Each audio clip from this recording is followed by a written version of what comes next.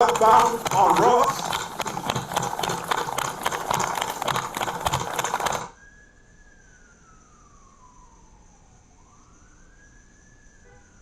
Ross and Cascade Lane.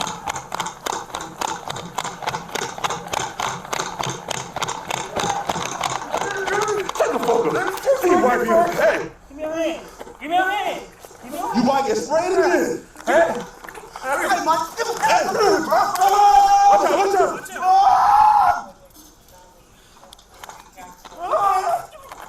Give me your hand. Mom!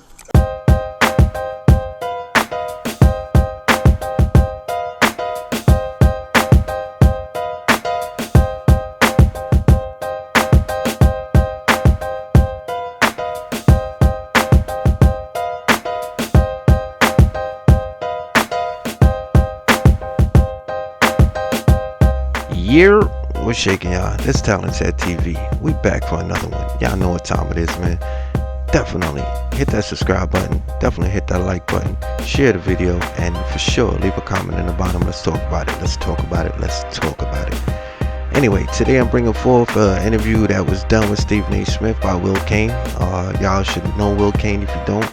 Will Kane was one of the contributors for Stephen A's show, which he currently has today.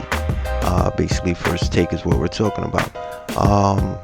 Basically, Stephen A didn't touch this topic on his show because I guess it ain't sports and they're trying to be as clean as possible. But Stephen A is shopping his book right now, so he's making his way around the interview circuit. And today, he was interviewed by Will Kane, and shout out to Will Kane. Definitely shout out to Will Kane, bro. That's my G right there. Basically, Will Kane brought up the question about Tyree Nichols, and I'm gonna let y'all hear what Stephen A had to say about the situation. Y'all comment in the bottom, let me know what y'all think. It is what it is, you know. We all have different opinions and different feelings. It was nice to hear Stephen A's point on the situation. Out of all the interviews that he's done, I think Will Kane is the first person to hit him with this question, and I did always wanted to hear what he felt about that situation. So anyway, with that being said, I'm gonna leave y'all to that portion of the interview. Most definitely, y'all make sure y'all hit that subscribe button. Definitely hit that like button. Comment in the bottom. Share the video. And yeah, man, it's Talented TV. That's what we do. Quick shout out to my dude Flight and the Flight Sports TV. That network right there. I'll also leave that link in the bottom, as well as the link to this interview.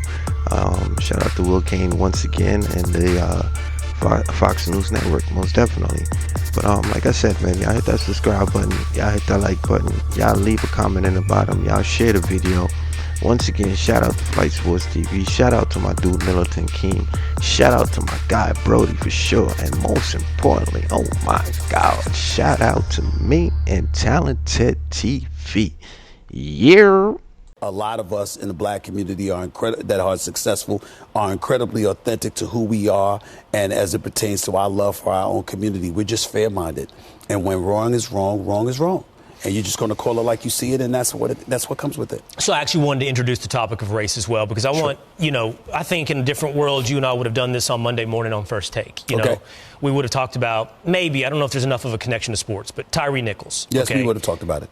You're going to talk about it on Monday? I don't know if we'll talk about it this Monday. We may, but we would have, you and I, we would have talked about it. We would have talked about it. We would have talked about it, without question. So Tyree Nichols is beat by 5 officers to death in Memphis, Tennessee. 5 black officers. Universal condemnation. You and I agree. I mean, this is horrendous, these officers.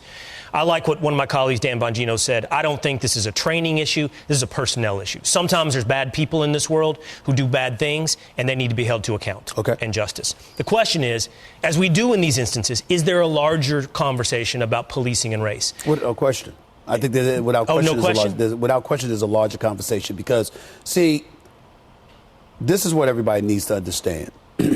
You got 5 black police officers who did this to a young black man. That's not about black or white, it's about blue.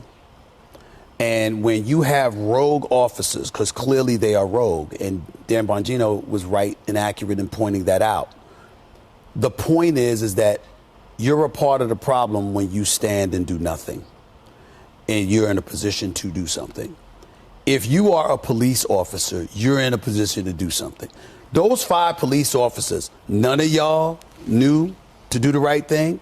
What about the officers who came afterwards? Because there was about 3 or 4 additional police officers who showed up. None of y'all were in a position to do anything. This is the kind of stuff that we're talking about here. You're talking about a 150-pound kid that was restrained by 5 police officers. 2 officers held him down while another officer came and kicked him in the face twice. Then after that, they picked him up, held him up, while another officer came and then punched him in the face twice.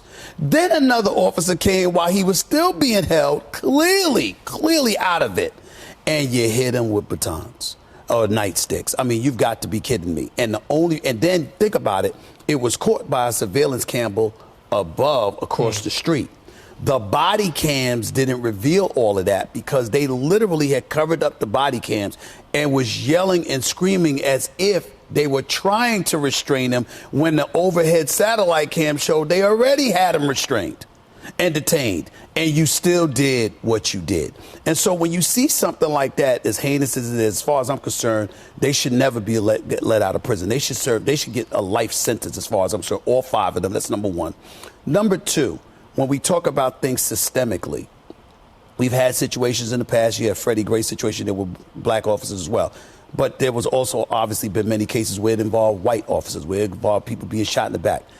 We're so protective of making sure that all law enforcement officials are not castigated that sometimes we don't pay enough attention to what's transpiring systemically and how that needs to be addressed and how we need those good officers' help in order to pull it off.